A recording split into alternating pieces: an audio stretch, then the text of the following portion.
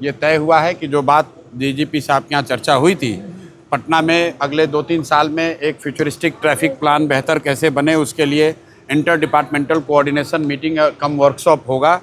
जिसमें कि सभी कंसर्न डिपार्टमेंट के साथ साथ देश के जो इंडिविजुअल्स एंड इंस्टीट्यूशंस हैं जो ट्रैफिक की व्यवस्था को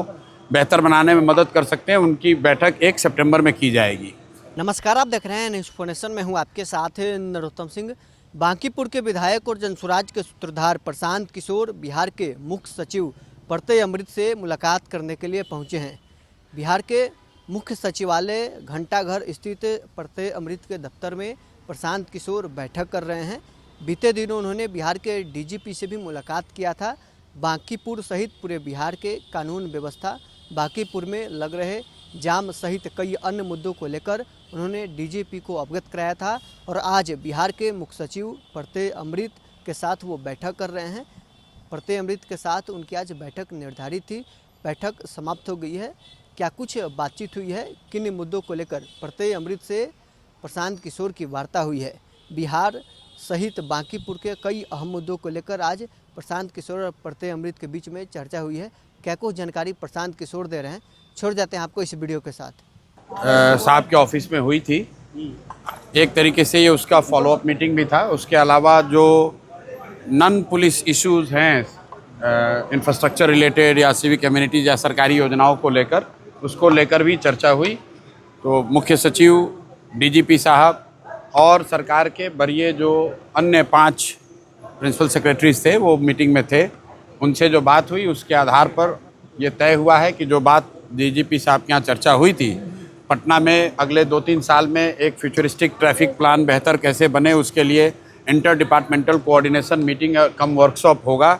जिसमें कि सभी कंसर्न डिपार्टमेंट के साथ साथ देश के जो इंडिविजुअल्स एंड इंस्टीट्यूशंस हैं जो ट्रैफिक की व्यवस्था को बेहतर बनाने में मदद कर सकते हैं, उनकी बैठक 1 सितंबर में की जाएगी। दूसरी बात जो सहमति बनी थी कि जो सूखा नशा का प्रभाव है, असर है, उसको कंट्रोल करने के लिए देश भर की जो सिविक सोसाइटी ऑर्गेनाइजेशंस हैं उनके साथ और पटना पुलिस के साथ मिलकर एक कम्युनिटी पुलिसिंग का प्रोग्राम हम लोग बना रहे हैं। उस पर हम लोग आगे डीजीपी साहब और पुलिस विभाग के साथ मिलकर काम करेंगे। तीसरी बात जो पिछले मीटिंग में तय हुई थी कि जो वेंडर्स हैं जहाँ से अनऑथराइज्ड कलेक्शन पुलिस कर रही है या किसी जोन में जहाँ पर लोगों ने कब्जा कर लिया है अपना, जिससे ट्रैफिक या रोड सेफ्टी पर प्रभाव पड़ता है, उसका एक स्पेसिफिक लिस्ट हम लोग डीजीपी ऑफिस को देंगे, जिस पर कंसर्न थाना उस पर कार्रवाई करेगा। ये पिछले मीटिंग का फॉलोअप था जिसको आज हम लोगों ने, जिसको चीफ सेक्रेटरी के प्रेजेंस में, सभी वरीय पदाधिकारियों के प्रेजेंस में अप्रूव किया गया कि इसको आगे करना है। इसके अलावा जो चीफ सेक्रेटरी से जुड़े मुद्दे थे, उसमें जो सबसे बड़ा मुद्दा है कि पटना में जो लोगों को, राशन कार्ड धारकों को 3.5 किलो या 4 किलो अनाज मिल रहा है, उस बात पर चर्चा हुई है और चीफ सेक्रेटरी महोदय ने यह आश्वस्त किया है कि ऑन प्रायोरिटी अगले कुछ दिनों में इसके लिए वो सभी कंसर्न पदाधिकारियों को बुला रहे हैं और हर हालत में पटना में राशन कार्ड धारकों को 5 किलो अनाज मिलेगा, ये चोरी बंद होगी, इसका उन्होंने आश्वासन दिया है। दूसरी बात, जो पटना स्मार्ट सिटी का प्रोग्राम है, जिसमें कि आप सामान्यतः जो समस्याएं सुनते हैं, नाली, गली, स्ट्रीट लाइट, वेंडिंग जोन या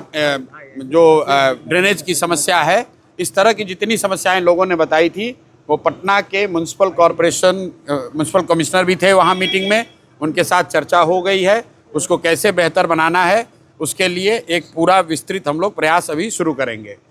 पानी को लेकर पटना के विभिन्न वार्डों में लोगों ने जो समस्या बताई थी कि पानी गंदा आता है या पानी पीने का जो पानी वो बेहतर नहीं है, उस पर सरकार की ओर से जो कंसर्न ऑफिसर थे उन्होंने बताया कि पटना में पेयजल की समस्या के लिए एक पूरा नया प्रोजेक्ट शायद बन रहा है, उसका डीपीआर बन गया है, लेकिन साथ में ये भी तय किया गया कि जब तक वो नई व्यवस्था बन रही है तब तक वार्ड वाइज जहाँ पर भी गंदे पानी की या कम पानी की पेयजल की समस्या की बात है, उसकी लिस्ट हम लोग उनको देंगे और अगले 2-4-5 दिनों में डिपार्टमेंट के साथ बैठकर हम लोग उसका सॉल्यूशन निकालने की कोशिश करेंगे। अंतिम बात,